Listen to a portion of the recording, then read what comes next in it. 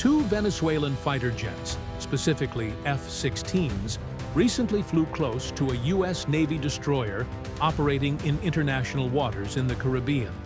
The Pentagon quickly labeled the maneuver highly provocative, and Washington sent a sharp warning to Caracas not to interfere with American operations. The incident took place on September 4th and involved the USS Jason Dunham, an Arleigh Burke-class destroyer. These ships are powerful, modern, and built to defend against a wide spectrum of threats. The flyover itself caused no damage, but the symbolism was unmistakable. Venezuela wanted to show it was present and watching.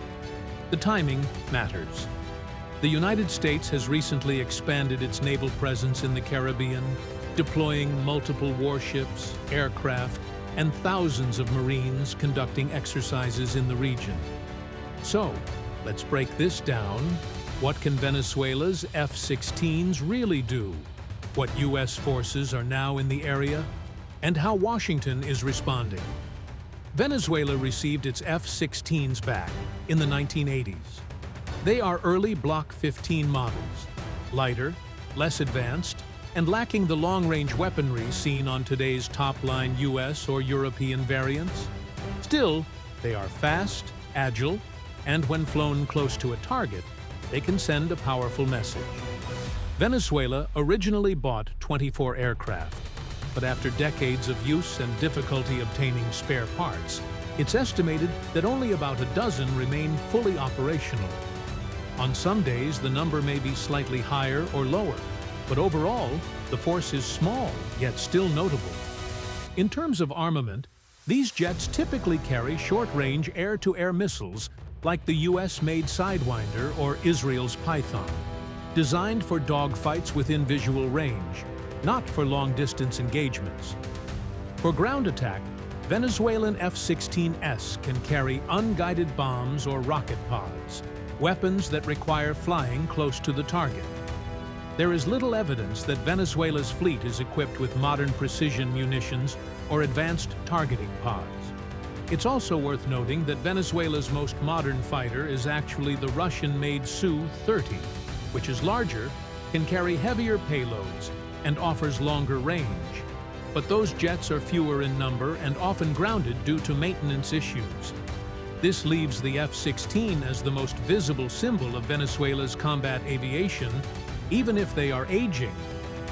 Following the Venezuelan flyover, the Pentagon issued a statement warning Caracas not to obscure, deter, or interfere with U.S. military operations in international waters.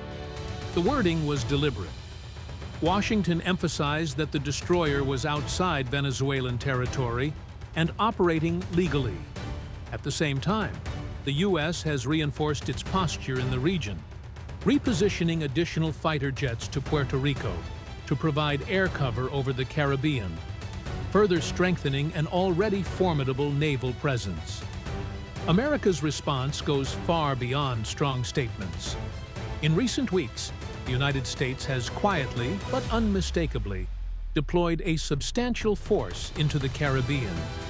Reports confirm that at least 7 U.S. warships are either already in the area or operating nearby. Among them are destroyers like the Jason Dunham, the ship involved in the Venezuelan flyover, and her sister ship, Gravely. Both are Arleigh Burke-class destroyers, built for multi-mission roles, defending against aircraft, intercepting missiles, striking land targets, and escorting larger vessels. These destroyers are often considered the backbone of the U.S. surface fleet thanks to their versatility and heavy firepower. Also present is the cruiser Lake Erie, which recently transited the Panama Canal to join the buildup. While cruisers are fewer today than destroyers, they carry a heavier load of long-range missiles and have long served as the cornerstone of U.S. naval air defense. Its presence signals that Washington wants layered protection should tensions escalate. Additionally, there is confirmation of a nuclear-powered submarine operating somewhere in the Caribbean. The U.S. never discloses submarine locations, but their mere presence is a reminder. undersea forces can strike anywhere, at any time, with immense power, and are nearly impossible to detect. This adds an unseen but decisive layer to the American posture. Perhaps the most significant element of the deployment is the amphibious ready group led by the UEMA. This large, flat-deck amphibious assault ship is sometimes called a small aircraft carrier because of its appearance. Instead of fast jets, it typically embarks helicopters, tiltrotor MV-22 Ospreys, and sometimes vertical takeoff fighters, depending on the mission. Its main purpose is to act as a floating base for Marines, ready to deploy ashore at short notice. Accompanying UEMA are the transport docks San Antonio and Fort Lauderdale. These ships are designed to carry Marines, landing craft, armored vehicles, and vital supplies. Operating together, the three vessels form a complete package, capable of projecting combat power from sea to land in just hours. Together, they carry the 22nd Marine Expeditionary Unit, a highly trained force of more than 4,500 sailors and Marines. Their presence underscores Washington's determination to maintain both deterrence and rapid response capability in the region. The 22nd Marine Expeditionary Unit is built for flexibility. It can launch helicopter raids deep inland, secure beaches or ports, guard critical infrastructure, and even pivot to humanitarian relief after natural disasters. What makes it unique is its ability to switch between combat and humanitarian roles at a moment's notice. The unit travels with its own aviation squadron, ground combat battalion, and logistics support, allowing it to operate independently for long stretches of time. We've already seen proof of its activity in the region. Marines from the 22nd MEU have been photographed conducting flight operations, amphibious landings, and live training exercises in southern Puerto Rico. That location is no accident. It puts them just a short distance from the southern Caribbean, right where Venezuelan F-16s recently flew near the USS Jason Dunham.